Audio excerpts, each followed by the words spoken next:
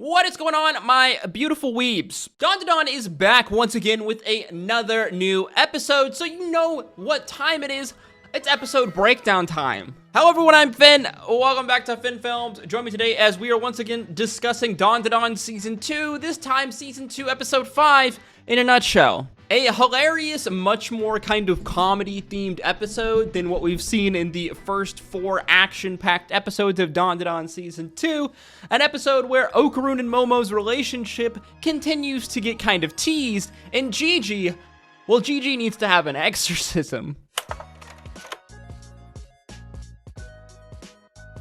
Last time on Dandadan, we watched as Momo rushed to try to put a stop to this raging magma from this erupting volcano in this little hot spring town, getting her ass kicked by Gigi, who is still possessed by the powerful mountain spirit, the Evil Eye. Just as it looks like things have gone completely to shit for our heroes, suddenly Momo and the crew are saved by an unlikely source, her grandma. As we watch sexy grandma put the beat down on possessed Gigi, enacting a ritual to seal him inside of Taro, until they can eventually perform an exorcism on him. Meanwhile, Momo rushes to find Okarun, who had been swept up by the magma, finding him hurt but still alive, saved by the giant worm Sticky Goo, as the two friends embrace one another in this absolutely adorable and cute as hell scene. A moment where it finally feels like Momo has accepted her feelings for Okarun. Episode 5 opens as we see the gang back at home chanting and singing as they attempt to exorcise the evil eye from Gigi, but this ritual continuously fails. Later on, we see everyone gathered around the table for dinner, even Ida, who is upset that she didn't get called to go on this mission to the mountain. Dandadan does this weird funny thing here in this scene, really any scene I think where they introduce a big kind of food meal for the first time on the show. Whenever they show the food, they actually show a real life meal, a real life, IRL version or picture of the meal of the food before they eventually animate it and show it in the show. I don't know, it's super weird and funny and is kind of just straight up on brand for an anime like Dandadan, which is absolutely insane. This scene is just absolute chaos. Everyone is chatting away amongst each other, being the weird, kooky, insane characters that they are. Mantesian talking about weird alien things, while Okarun loses his mind because he's an alien fanboy. Ira is freaking out about how adorable Chiquita is, while Sexy Grandma is talking about how they are going to remove the curse from Gigi. All the while, Turbo Granny is attempting to sneak food from the table and just be a little menace. I absolutely love scenes like this in Dandadan. There's just so much going on here, so much happening here on the screen. They really put a ton of thought into these kind of scenes in Dandadan whenever they're animating it. You can just see all of these little interactions happening on our screen. There's just so many things moving on our screen. These types of scenes are really subtle, but actually really interesting and very complex when it comes to animation, and I really do love them, and I appreciate stuff like this in this anime. I think it's just awesome and hilarious, and just overall kind of adds to the absolute chaos, really the main kind of theme of Dandadan being this chaos comedy. You then watch Taro pop a piece of food in his mouth, as suddenly he freaks out about how hot the food is. But weirdly though, this is Gigi's voice, and we even see Gigi's mouth moving. However, Sexy Granny wants to make sure that it's not the spirit tricking them, so Taro opens up his face to reveal Gigi, making a weird, dorky as fuck face. Yeah, Gigi is such a strange character, man. He is so weird and dorky. I really forget just how much of a complete, absolute weirdo and dork this character is, because at the same time, he's, attractive and a badass and, super physically fit and into sports. I really just forget how much of a weirdo he is though, especially until this episode. However, to the gang's surprise, this really is Gigi completely back to normal, who cries happily at seeing that all of his friends are okay. Sexy Grandma then splashes Gigi's face with cold water, as we are shocked to see Gigi once again be possessed by the evil eye. Sexy Granny theorizing that it is apparently exposure to water of different temperatures that changes Gigi back and forth. Cold water turning him into the evil eye, and hot water turning him back to normal Gigi. Gigi again emitting absolutely complete dork and weirdo energy.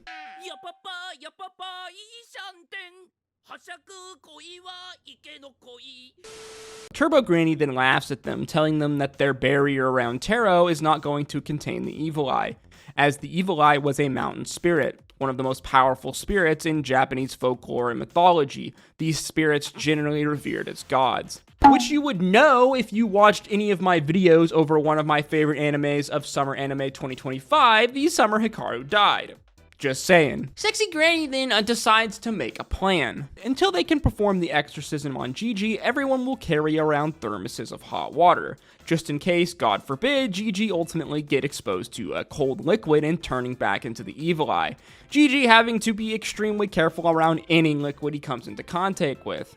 The gang then decided to take Gigi to go see his parents, who are recovering from their incident in the hospital. Momo and Okarun sharing another absolutely adorable, disgustingly cute scene together in the backseat of the car. Okarun getting nervous at accidentally touching Momo's hand, Momo then pulling his hand closer, holding his hand, the two of them blushing nervously until they are interrupted by a yelling Gigi, as they quickly and embarrassedly pull away from each other. Yeah, it definitely seems like the Okarun-Momo ship is definitely beginning to kind of set sail here in these absolutely disgustingly cute as fuck scenes. However, knowing this anime, I can't wait to see how this budding little romance eventually gets derailed, as there's absolutely no way that a rom-com like Dandadan will have these two getting together this quickly, this early on into the series. But honestly, I could be wrong, who knows, maybe by the time the season 2 finale rolls around, we will see them kissing or something. Regardless, I have to say that I absolutely hate myself for how invested I am in this adorable little love story. We then flash back over to the mountain village town as we see the leader of the Kito family, the weird, strange woman, running away from the police in the forest, as the woman is completely pissed off at having her hands foiled by Momo, when, shockingly, we see her rip her face off. As it is then revealed, she was not a normal woman after all, but some strange bug-like creature, as she vows to get revenge on Momo Ayase. The next day, Okarun and Momo go to school together, getting tackled by Momo's friends, who were worried sick about them. We also see Aira at school, who is being shunned by many of her classmates and friends for having spread the rumors about Momo. Okarun and Momo then find her though, pulling her off alone for a conversation. Aira being her classic asshole self when it comes to dealing with Momo, but being lovey and close with Okarun, setting up a hilarious classic kind of love triangle, most likely between these three characters. Momo, though, has something that she wants to ask her two friends, asking them if they'd be willing to stay over at her house and keep an eye on Gigi in order to keep him from transforming. Both Okarun and Aira desperately wanting to accept this offer for different reasons. Okarun because of course he wants to stay the night and be close with Momo, and Aira because of course she wants to be close to Okarun. Again, setting up a very classic funny love triangle scenario, which I'm sure won't go wrong at all in the next few episodes. Back at the house, Gigi is finally released from Taro as the spirit tags could no longer hold him. Gigi having to again be extra careful around any water before the eventual exorcism, as the other three finally arrive home from school. Gigi again being super happy to see them, acting like the complete dork and weirdo that he is. Later that night, they all sit around the table for dinner together, as Momo and Aira actually seem to start bonding a little. Gigi and Okarun saying that they want to play some Smash Bros together. But of course, in classic Dandadan fashion, you know that something is about to go horribly wrong.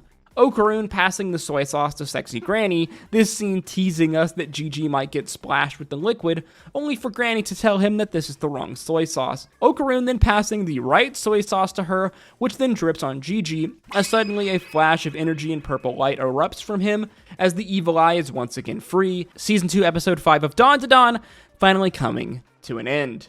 And yes, another hilarious episode of Dandadan. This episode very much being kind of a return to the more kind of normal, I guess, episodes of Dandadan, being much more like focused on the kind of relationships between all of these characters and much more on the kind of pure comedy, which to be fair, we kind of needed a cool down after the insanity of the first 4 episodes, the first 4 episodes being absolutely insane and over the top and being filled with all sorts of action. This episode being a much more kind of cool down from those previous episodes, but I imagine next week in episode 6, we are going to once again get back to the absolute insanity, whether it be through Gigi having to be tamed again in his, unleashed now, evil eye form, needing Aira's help, to ultimately use her powers to, you know, subdue Gigi and then do his exorcism. So we have that lingering on the side, while at the same time we have the Keto family clan and the reveal that they are this strange race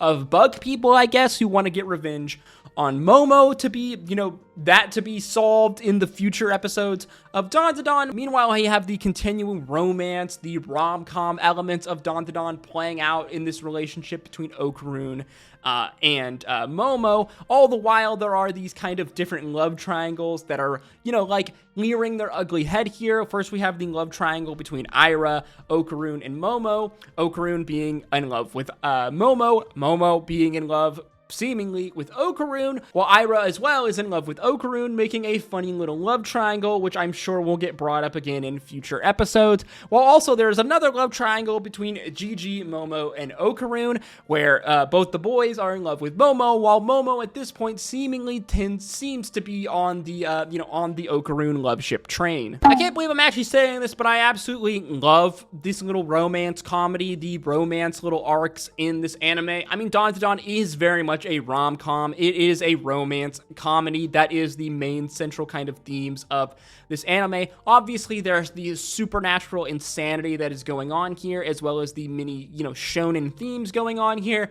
But at its core, I've said this a million times now, Dandadan is a rom-com. Don't get it twisted. It is a romance comedy, very much a comedy that uses elements of shonen, kind of themes to very much act more as a comedy. It is a rom-com that has disguised itself as a shonen. And I'm not gonna lie, I'm absolutely here for it, as it is wild just how invested I am in this relationship, in this romance between these two adorable characters. I would absolutely die for these characters. I love them so goddamn much. I think that really is the secret as to how Dandadan has gotten so popular so fast. Yes, it is absolutely insane and crazy. It has really cool fight scenes and awesome dope animations. It is over the top. It is insane. It is lewd. It is crude. It is one of the most wildest out there anime that you will see in a long time. But I think at its core, it is the relationship between these two characters, the fact that they are able to make us invested in this relationship between Okarun and Momo,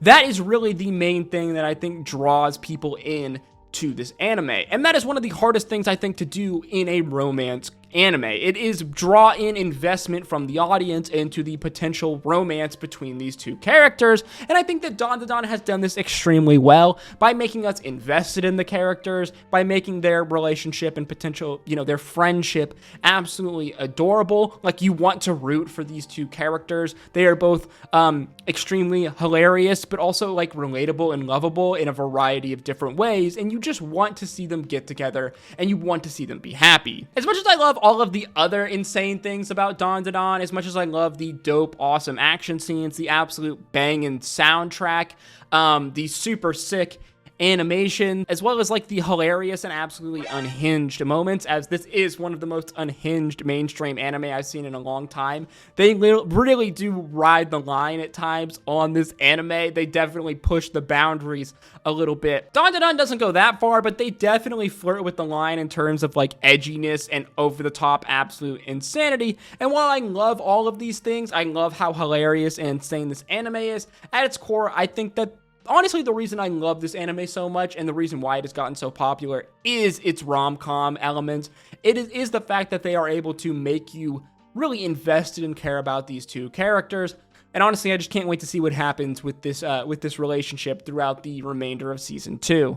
Again, and absolutely another great episode of Dandadan. This one was a little more, a little more on the chiller side. It wasn't as over the top and as crazy so far as the first, few 4 episodes of Dandadan have been. But again, in terms of pacing for season 2, there needed to be a little bit of a chill kind of, not filler episode, but more on the kind of filler personal relationship episode. And I imagine that next week with episode 6, things are going to pick right back up again and be absolutely insane. As always though, guys, with these videos, these are just my thoughts and opinions, so let me know yours in the comment section down below. Are you enjoying Dandadan Season 2 so far? Let me know in the comment section. If you did enjoy this video, guys, please make sure you like, comment, and subscribe, as that is the easiest way to support me, and it really does go a long way in putting these videos into the algorithm. If you did like this video, then want to check out some of my other anime content on screen now. And as always, I hope to see you in the next one. Stay safe out there, guys. Until next time, peace, love, auto.